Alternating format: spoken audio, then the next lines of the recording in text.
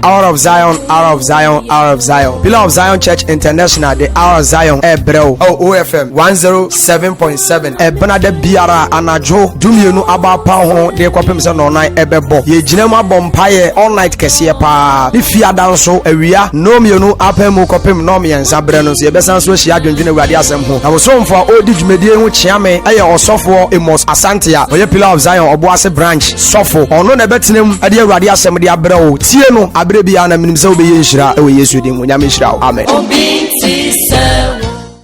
Reg, Savo, Aquaba, Yaja, Ovutu, Abanada Wamba. So we, Radado. And I didn't refer to see it, and they sit in the back of the home. You best let you for you say for pen or Bible, and that mean Tanasi Mijina, who said, many Abbey. Well, fought. My second so there are many Abbey. Rich young umpire na young Kajam. And when young Kaiser don't believe us what Disney, now one of my doms so number about society was some ever. Yameo Conco for Mocassa. Once I'm not too many hours, if you can carry a record on why we should do. Amen. Amen. Ya there are the uncle Powers, or no iron adom na any pair. Nana, one more JD and more Frisane, na ya crab as Tiasia. Na ya huya nim, na ya sotin come and adoma waka. Ono a oba enu be wuji nipa nkwa na wasase abosa obesa babie mu ni dimu ene na mi gina ha ne nsam ena me woma o mi ni obi biara ho asam obeka a kire wo me mepeja obi a apart from Jesus me da ma asori adi ena me yi me ho nkere se emos me nso so minim de da bi da awade ma ne mpare me amen na emom ye be yi Kristo na a kire se papa no okono sa ye de babie mu hallelujah amen. Entina for pen no Bible enu book na de Yesu ano mesra obomode etwero bi mama Yesu oseba Yesu mai na pen na ebere bi ano so mike bi ameta to sa nwum we se mesha na manfa wiase afa mo mebo ote mu afo Yesu Kristo reba obefa nema mesesa mesha Yesu atemu ebawi asiya adofonum se me kakaya na me yam seseme anunti mefri ne ya na mesiesie me ho akosia Yesu obefa nema nipa be ye mobo mesha na manfa wiasi Biye amfa mo mebo ampawa ote muafo Yesu Kristo reba obefa nimba mama sawuti enyum na metokira wo na ose papa bi ba oyewotemuafo kwasem na your friend Jesus Christ last week me no kasa say ene ensori aba botaya de ko ene say asofo de ene ye kire ho anase ye kire Kristo sister minim awa asase su say mete Ghana ne yawo me Ghana de minim nkuro bebrebe na nsa na wo say wo tre free Ghana eko oman foforo so no sa oman na pese wo koso no owone mra kwasem owone seseye munti asoni sa wo pese ukọ adwuma bi mu a adwuma na pese okom no adwuma no wone mra wone seseye so ho ansa na ye be fa wo no rich de ye ne say ye kan emra ne kyerɛw ye wia ne ye busa asa wo betumi adiso na se wuntimi na waje so pen metumi adiso so nya ditum say emra ne metumi adiso masa adwuma na me fa wo no wo be ba adwuma 6 o'clock no aja tum masa meba oba yamfa challenge shama matuma no yese fitankoa fiada kosi memenda wacha se oba yebe pon no nsia oba duru adwuma mu a dumfo ekosi se yebe pon adwuma ntuma ne mra no bosome metia o kase 1 million rich asem ni ono be ko sanse seye we ansa na adwuma no wa dey wafaw adwuma ni bia ni ho a onnim akatua ebetua no na adwuma o ye ho kwasem wonim sempa ti wonim sa bosome be so a na leader so yɛ sɛ 1 million ɛno na adwuma wura ne ne kan yɛ sɛ wɔde bɛma no enti sɛ de 1 million ne ma na ɔnsan complaini wɔsɛ ne yɛ ne kan ne terms conditions ɛne na kɔ no ana nipa na adwuma ɔkɔyɛ ne sɛ ɔwɔ ahokyerɛ mu na ho kyerɛ no oni adwumayɛ enti wɔpɛ adwuma ɛbɛyi na firi na ho kyerɛ mu enti nya ne pɛ sɛ ɛnka ɔbɛsɔre no papa akɔ adwuma 6 o'clock so terms ni tie wɔ so wɔkɔ na mmom akatua a ɔpɛ nyanti ɛne awotɔ a wɔpɛ nti no wagye atom enti wɔda ɛma no na kɛyi ne n'ani ate na wɔyɛ no adeɛ firi sɛ ne boss aka kyerɛ sɛ ɔreport by what 6 o'clock enti wɔkɔ yɛmfa ntoɔ yɛwie school foforɔ yɛbɛkɔ secondary school obia wɔ baabi a wɔkɔɔyɛ na meduru campus me senior brother ka asɛm bi kyerɛ mɔsemos wɔn sɛ mo ba nyinaa we came individual bia ba sɛ do no nko abaayɛ obia firi ne baabi na baayɛ deɛ ɔsoa ne nneɛma deɛ land cruiser na de ne baayɛ deɛ taxi na de ne baayɛ deɛ trɔtrɔ na de baayɛ deɛ ɔfa dropping mo ba individual ɛna ɔsa ka kyerɛ me sɛ mo wie a you shall live individual saa ne ɛsa bɛkɔ no munim sɛ saa ne wiase wei ɛteɛ ebi ba ɔmo bɛpie sikafoɔ wata sɛ deɛ wɔn no fa sikafoɔ mu ebi bɛpie ahiafoɔ mu ebi ba anopa ebi ba awia ebi ba anwummerɛ ba yɛ nsa nkɔ ne pɛ sɛdeɛ yɛ akɔ no yɛbɛsa akɔ no saa ebi bɛkɔ awia ebi bɛkɔ anopa ebi bɛkɔ anwummerɛ ebi bɛnam accident so na akɔ obi wa ɔnyare obi bɛ yare a bɛ afe ansa no akɔ the same thing na sɛ obi tu kwan a muntie ɛnsesaeɛ baako so da hɔ so obi bɛkɔ America ɔkɔ embassy ɔkɔyɛ papers na wɔyɛ ne nyinaa ɛyɛ America na ɔpɛ so ɔkɔ ne nti ne ɛsɛ wɔnyɛ saa deɛ papers no interview ɛwom yɛwie bɛma ne terms and conditions sɛ aburokyerɛ a wɔba no adeɛ wei yɛpɛ wei yɛmpɛ yɛmfa cocaine ɛma aburokyerɛ yɛmfa wei ma kɔyɛ blood test sɛ wɔ HIV a yɛnyɛ da yɛfaw yɛtitom yɛkɔyɛ HIV test yɛkɔyɛ fever test hepatitis yɛyɛ ne nyinaa sɛ na bɛkɔ wakɔ wonya genuine papers ansa no wayɛ dɛ wakɔ wontie me yɛ wo sɛ bɛkɔ school a wokɔ school a yɛduru hɔ a yɛma rules and regulations school na waba no bra woso bɛ sɛ daakye wobɛyɛ president wobɛyɛ MP wobɛyɛ minister enti woba ha no 9 subjects na woba bɛsua wo teacher nini wei na bɛkyerɛ wadeɛ aha yɛ boys dormitory yɛnkɔ maa dormitory sɛ wokɔ ne yɛkyi wa yɛbɛyi wadi school na waba no yɛnhyɛ trouser wɔ hɔ ọba nhyɛ trouser ɛwɔ school ha amfa ma class ɛnɛ awurade wɔ asɛm ka kyerɛ papa yɛnhyɛ trouser ɛmfa ma enti twɛw bɔs no ɔmude kɔ no wɔn school yi bi a ɔkɔ school a ne twɛw bɔs na trouser gum ebi nim ɛfiri sɛ school hɔ no a wɔkɔ no yɛse yɛnyɛ dɛ yɛmmerɛ bade fie ɔba a wɔsɛ anaasɛ wɔnsɛ bɛbɛrɛ ɔde tum so ɔbɛkɔ secondary school deɛ trouser no yɛama ne kwan sɛ wɔnyɛ dɛ ɔnsɛ ɛfiri sɛ ɔpɛ sɛ daakye ɔbɛyɛ MP ɔbɛyɛ minister enti ahyɛdeɛ ne mmara a yɛhyehyɛ maa ne nyinaa wɔyɛ dɛ ɔsi so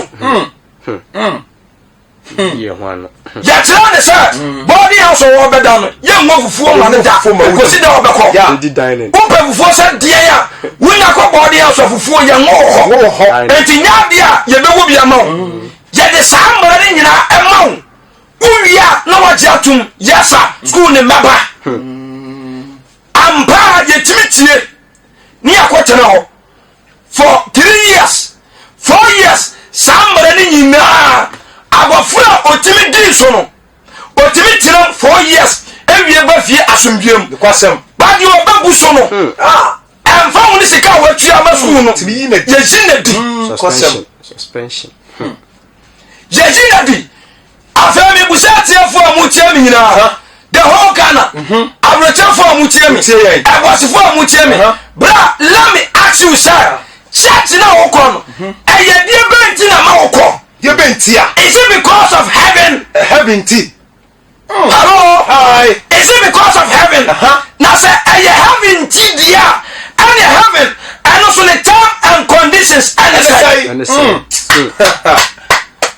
From baby, baby. Having terms and conditions and the say. Samuel Kwabro say, "Mammy, time and condition. Let me this one. Ha, a baby. Some Jones can send me to me. Me will feed that. Yeah. Was it? Was I Metagas? Yes. Was I calling for security? Duma. And we have bokete na what your food. And what did I so? It would delight so be like a chance of massa. Security Duma na ya fan. Then about yourself food. I am fan. Yeah, fano. And now the other fan. So we. I want you to say yo, massa. Ewiam wa na akwana koto blade na wa dware na bɔtwe ni mi nyina ato ogusire wa dware to because wa ye iga se adwuma no kwase ya fa no na ye bedru no so ye ni interview kura adwuma no ya fa no wa dware bɔtwe ni nyina ato ogusire ni nyina anka ba ko pempo moja pram ni nyina wa dware egu because of say ose opa adwuma bra mi busaw chat na wo kono so for church now who you know put I am with it to any sign is it because of heaven heaven tia yes ubo papa yes ubo masa asoli bu eya and last week me can say and so they can do so rich Kenya bone ya say can fie bia masoli won kura Kenya bone efri say and can hear no na air koso because maybe fie Matia so na me ne me ma yesue nyankopon asem a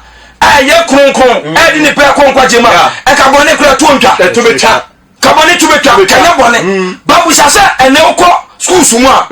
government schools international schools asole no we di ani obi aso bie ni machines we ye teachers na we ye worship na we ye praise obi ntidi obi ka enti ye na me nkonda mu but what is our motive what is our vision is it because of heaven so any ntidi ani nkeye now say heaven there what are the terms and conditions for going to heaven heaven what said the any say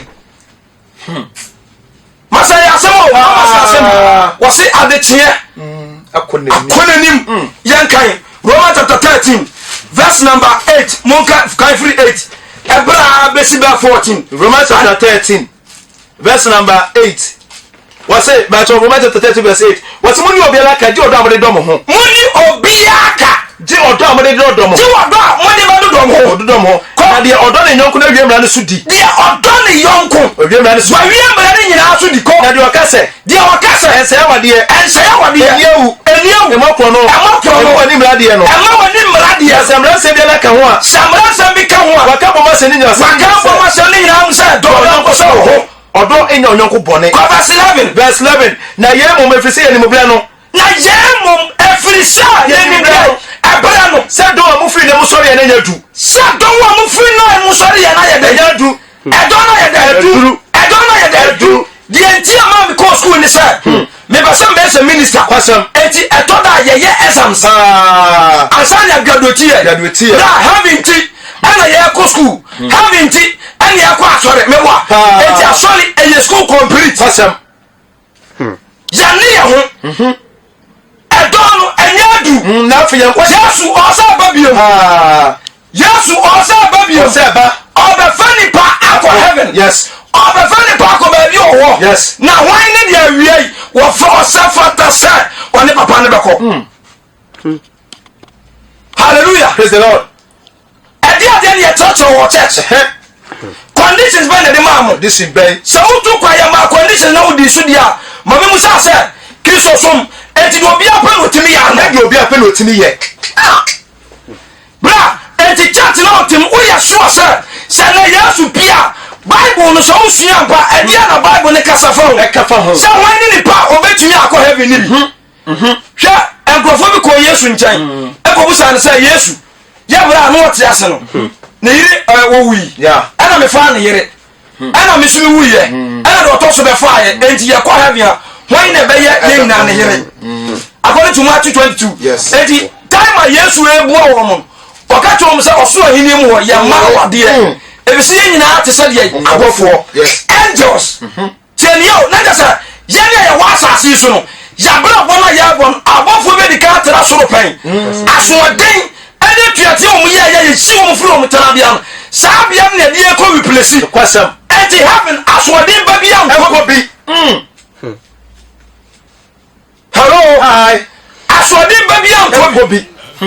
but churches abu this time papa ɛnti mebusa sɛ yɛn nyinaa heaven ti yɛkɔ ɛne kɛde nyame ase fi sɛ heaven ɛhɔ bɛyɛ dɛ yɛbɛdɔɔso wata sɛ ɛka sɛ ɛta henie atɔmpan bɔba bi to nnwom sɛ yɛ ɛnan a ɛkɔ nyame fie no sɛ ɔse ɔsate ne sɛkram dɛ ɛne ɛkɔ abosomfie no saa na sɛ abɛnya nadwoa no obi ase ɔnyɛ bɔne obi ase ɔnyɛ omiawe obi ase ɔyɛ ɔtee ne nie nanso bɔne ahodoɔ ɛkɔ so wanya na ɛyɛ ano yɛ ne deɛ wɔ hɔ ɛda Awurade bɛba no ɛda Yesu bɛba no ɛda wobɛpie n'anim onyam no na ɛbɛhu ateneneefoɔ asɛm day a Yesu bɛsane aba no that day ɛnti sɛ churches a abu ne nyinaa ɛyɛ ampa sɛ yɛkyerɛ nnipa ɛkwan to heaven a ɛka Yesu n'ani bɛgye but this time Jesus he's not happy ɛna mehu ba na bi na Yesu asɛnnua ɛna yɛapono ne mogya ɛsiane no ɛna ɔmatwe agu ho sɛ I suffered because of you wonim sɛ mehu saa de adeɛ bɛɛ metirim ane sɛ because of you no ɔmomfa das nto hɔ ɛka wɔyɛ bɛma ase ka ne bibia na wode wodi ahyɛ wo sɛ me na ka wode I suffered for you because of Amos na ka wode asɔ so what I say because wo nti ɛna yɛbu no nti na wode ahyɛ so I suffered because of rich yes no say ampa wo nti na Yesu ba be wi ti asoni yo me ba ma asem so bra enti sa church siri nyina say have nti because secondary school so abu nyina omo one exams because of that so etimi abaye empanimfo Ghana enti no mko school enti wo ko church no ma me mu sha wo say when was the first day ya kire wo say have nti na wo ba church na be me kire wo sa na ya kire wo say have nti ne akwa church ya kire wo say e de ba de so na wo ya have untimi nko conditions no anchero adichie bi weba ha adichie bi wibo adichie bi weba osayin ne be fa ni mabiomo adichie bi wibo adichie bi ba papa ni say ba be fa ni mabiom enti obeba Methodist obeba Pillar of Zion obeba Roman obeba Anglican dey no oba be fa ni de e de na kofie enti why any de obetumi adi na ti that day my God that day quotation na ya kan no wo do wakantie ritual so ma say na afi yan kwaje aben ya chembre afi yan kwaje aben a chembre da na ejidifo no a chembre da na ejidifo anajo konanim ya da konanim akonanim ade chia ben che yesi January mu wo say wo seasons miansa awo bai awuro brai esuto bre bai problem so bai ye die ye ti ye ni December 2nd na atmosphere na change sisa na sisa afa ewiem nyina hwa ate de mission na nwiem asempa awa saba adane so wo sa ne ma wo ye kama wo yemu hye sew se enane mra nya pe ebra ne kora ni hwa se ade te ya ebo to over na ade sa sesi boy ya na abo 10 na abo 12 ebo to over na ade sa che enema nyina contentam ento se anato kora ni mpa na chia de chia ba anadu no ka wo se no ka safa bone ho se bone doso a na Yesu maye no eben na etweben efise papa no ntimi nhwe bone kwasem nyane dan fiwo yes heaven obia oya washing onko tiene heaven trouser enkobi family plan of trouser obi o senes onkobi no kwasem trouser obi o se sena ni ati heaven onkobi mesh for no yes wa mama tenenefo ensam na ya kan enkase ya atake wo se ya nka na wa hu omra toa wo ba da wasefi ho ene so de wate ya atake wo ha ya konesi training bi ko preach tam e preach wi no ana ladies no bu say asansafo yenim da sese wo be ware a eni kwa sa wo twempra enim say eno bu say mo asofo kra no mo ye de na mo ware muni kan twempra sama because ba no ne na ntena wo be de wo hunu suba ansana de bible church no so yenim da yenim se course de se nipa no unya huni se wo be ware na wuchimne ne tena because manim se mo ba ware nti mutimi twempna mu wi ana koye mo wade enam se never delay o mo se te se ka wa to want o mo se normal se I was so fuo asole bo obi ani ho a wo be wale abeka so ntimi nipa ne ntena se entwempna ansa no ma wale be de wo hunu o so ne tena se di ne hunu ansa no wa wale e bi ko ana wo mpe twa babri titi ma ya ne wie no o mu hu se nyom fort yes ko no mu nim yes enti asana ya kan ya attack obi wo wa preacher wo tie no ne church ya ma ne nya wo asa sa ne wo de enso no me kan mu tie wo ba no wo ko school wo ni wadro sha na yim dabi wo ni wo ma sem wo fa bi wo ma sem wo se sa trouser sem ma fa trouser sem ni fie nta no de ko dabi wo ta ni wo e fi so wo ko school sa na church atie sa wo ko asole wo firi wiase aba my from akọ my from enti won de ho ya de open antimi ya basam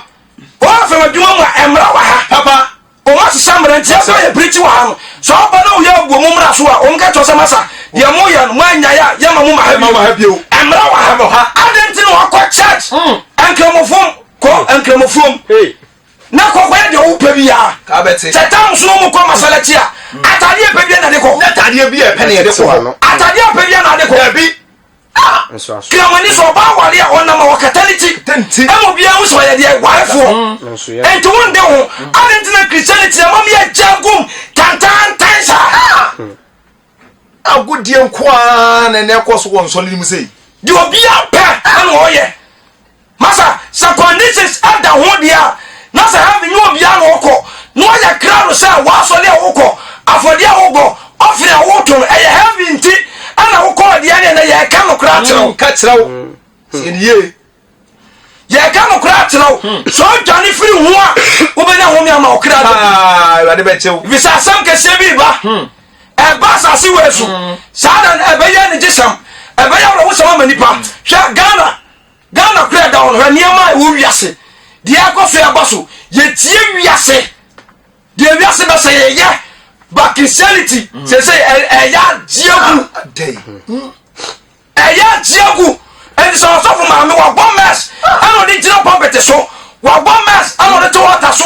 ensua hwe papa ne sua ba e bisa Bible kan Jezebel ho sam awa di sam sa asafo no mama kwan mama ba Jezebel ani nchira aba betena church ni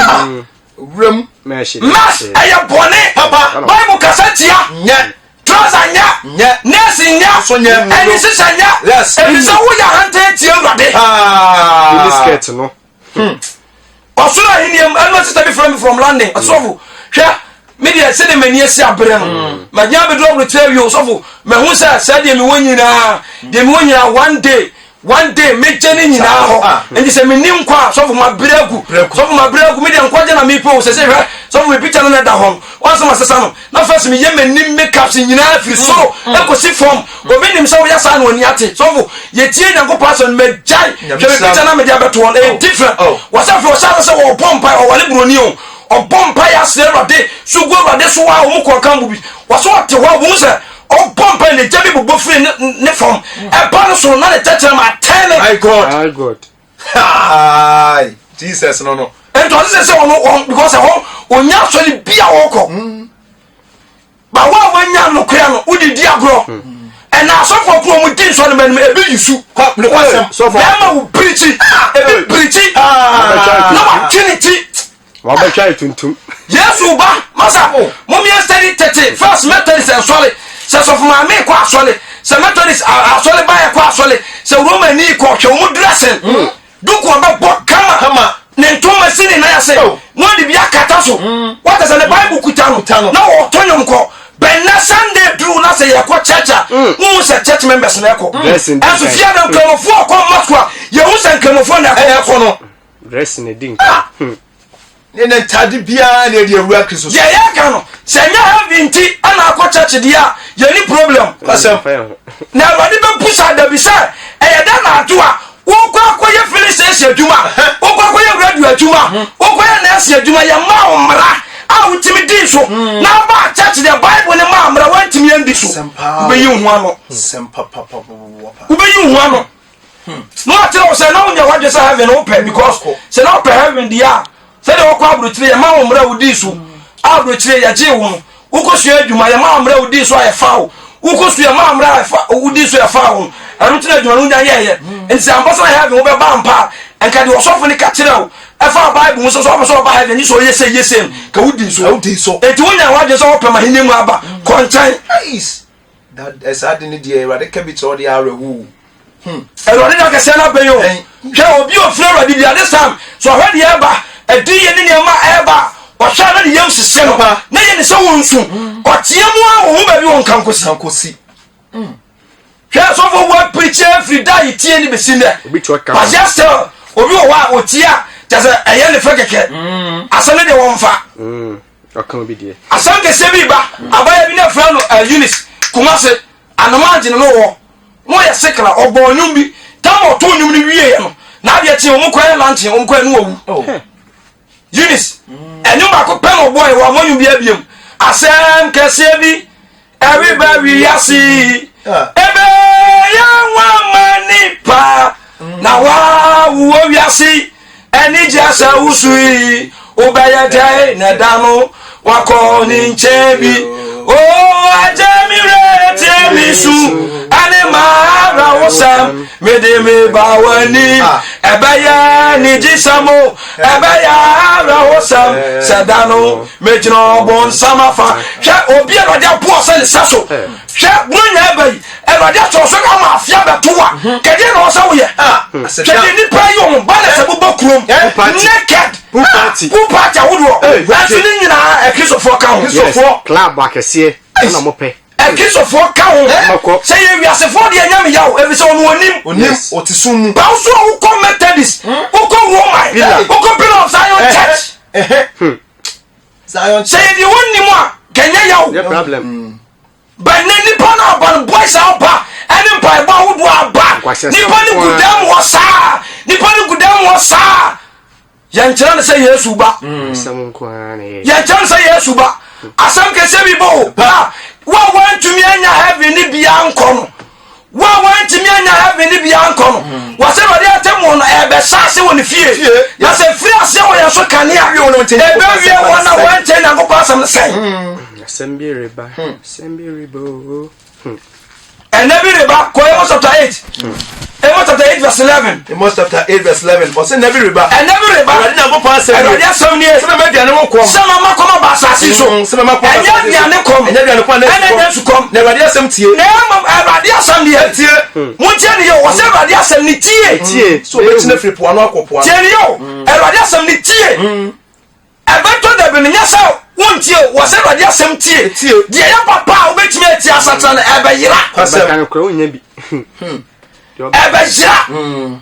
enti wo be kan ko be na sa wo kira wo sa na wo ni ade ebe monko na mo be sa mo tasa mo tan hwe yo kan kwasa samsa enti Erode asam tie ese wo se obi titi sa mpra twen enya bone enti Erode asam no kura yam fram Erode asam tie awon be ya den wasam say ye ji watan se dwan fru bani ne be nyankwa no masa ehun be ye den no se sa na ye ne be o say no be che free poano akopo eni pa be chini afri mpoano kompoano wa want to dey free na wa want to dey afri poye fon ko se tipi fo so Erode asam so Erode asam na ori hunu na so nya eda no so komunti e ma ba wo ye fa e ma wo fa na ntia be to ani ba wo fa be to piti no no ka Samaria so die ntam this is Bible done true Yesu bo papa Yesu bo anajo konanim ade chia be se papa no ntimi ntena wa traba ni akoso suma se yeli afura wa Kristofo na so yenya na ne desa wontimi ntena ntimi true Zephaniah chapter 1 verse 14 Zephaniah chapter 1 Manusi verse number 4 say Erode da kesana ben abene pentem se Erode da no yanyu Erode da na no anyuno so don bele matem den wo ho Erode da na no anyuno so don bele matem don bele ma etiem den wo ho den eda ne ni breda eda ne ya ni breda awunya na wo kire da eda ne awunya na wo kire da wase na manfie da eda na ye wasaya ne manfie da esum ni kusuye da esum ni kusuye da munku ni kusuku munku ni kusuku da tutu bento ni o se to nsuo ni nkro ni abanche Jesus na menye nipa ho na nte se ni frafo na nipa na nte se ni frafo ebi se Awurade no wa ne bone every say why Awurade no wa ne bone every say why Awurade no wa ne bone no mo ja begu se mfuturu no honam se sabiye Awurade no wa ne bone no mo ja na so me ka kire sa so le awate no bra eye wo ni mo nyam wa hoto wo ye di anase ni pankwaje ntia wo ho akontabuo kosempa one day you shall be judged according to your works asem bi efiri onum baba yes dia wo ye have you kind of bie papa ni wo be wu ye nyina e se ni pa benya ho me am wonkra ba wa twanya se dia papa no wa ye fada e bi se wa twanya aboroso watwa abroso amani pamre esu ni pamfa na de yam jaya and frafo e ten frafo kwan leaders yes and I yes baba leaders wo problem papa leaders wo problem because any pano obi wo ha o timi develop do stage bia na le sofo emu gidia be wura yeah sofo ne be kan bia ofa ti sofo adent na so no na nya mu gidie bible na enya wo dia na kam wasamchire nipa so wonya ne mfiri ne bono so so kwa heaven dia eni wonya ndo emape wonya ndo kwasem wonya ni bere wonya bosonsom wonya diabo wonya trouser set wonya bossing ye wonya masturbation wonya lesbianism bobo sane ma we su family planning no na gudie nkwa katina no so won kantere no enyombone eti na members wo problem because obi wa rate make us a Bible on him kan. Everyone go school. It was bad your more can. I don't know what for their 23 man. Not 2 1 among. Me church. I told them me training maybe any people move back solia. Sister Baku, police ni bire. Sister number respecting our besine. Yes. No kwa church akesi bi Ghana. But they are about church no moduku. No kwasempa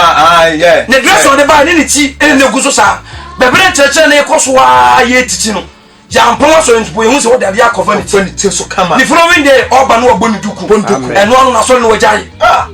misra na pa the lifestyle is almost assessment yeah oh on say ni power me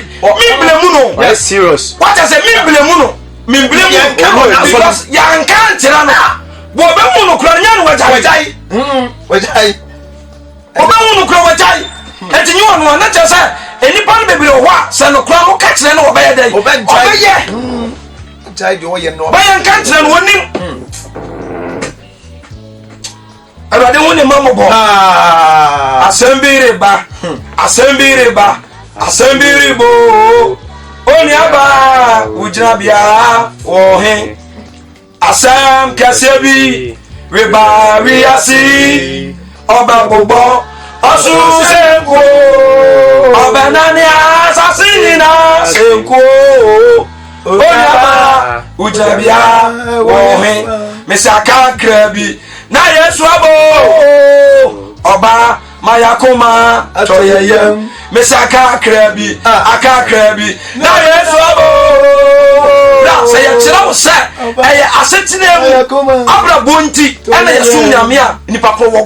oboa se taxi na uke bebe ekoba up and down kakra na wanya no se ne wo de koto nchen na ade anchewa won so obre ayekwa se sika nya wo dia wo bi na befa na wa mble ho no me te free abrosan so obi na befa enti chechebe bia wo kra no da che so December so January anka na koma February bae na February anka ho e koma October bae na October anka na December abano so na bia sabra boti one day Sadia na wafri Ghana ko dia buruchen sana one day ube free asase we so akọ be be free bae Sadia na foka ebedru buase no sana one day dabi we free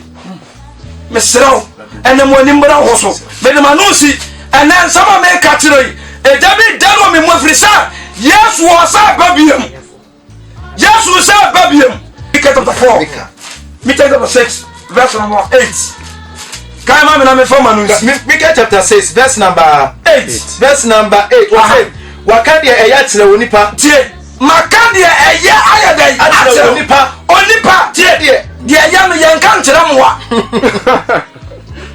asama ye nkankyere wan emwa ye ka kyere nipa ento se maka na ya kyere o nipa ne de Awurade hwehwe no wo ho de Awurade hwehwe wo ho church na wo kono asori a wo kono de Awurade hwehwe wo ho de Awurade hwehwe wo church won ne se en o say enya bibia la say adetre ne ye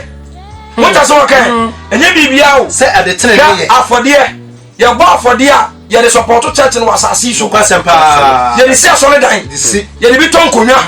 what I say ye de bi eye asole mfidie eye honam fam kwasem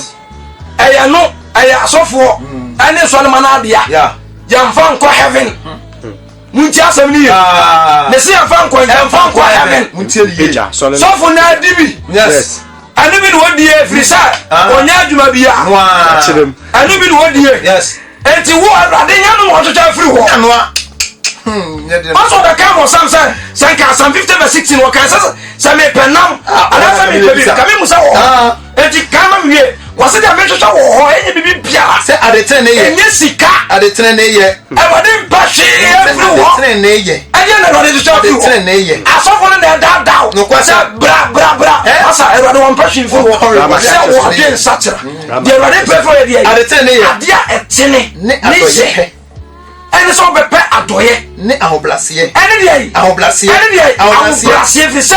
Awurade si ahantanfo kwan na wodom ahoblase fo tonipa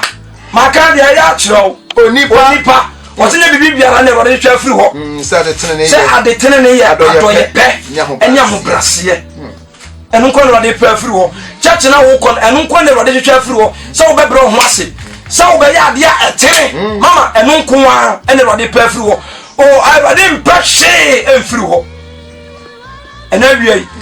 wa utie na so pam Jesus Awurade nkasa nkyerɛw amen Awurade nyine ho di nkyerɛw amen ɔmo ni mmra ho so amen na nsɛm me di ka bɔ so asa na me ba asɛm so foto to abra bɔn sɛ yɛ den na me kɔ pɛ adwuma yɛ ma me bra na me di so na me kɔ church die Awurade ka mintimi ni so edi besi ne die me ame pɛ na me yɛ ɛna me nya madwen sɛ heaven me yɛ de mekɔ kwasem Awurade hu mɔbɔ amen mintimi ntwa asɛm so yes asɛm bi ba telo mu ada asɛm kɛse bi ba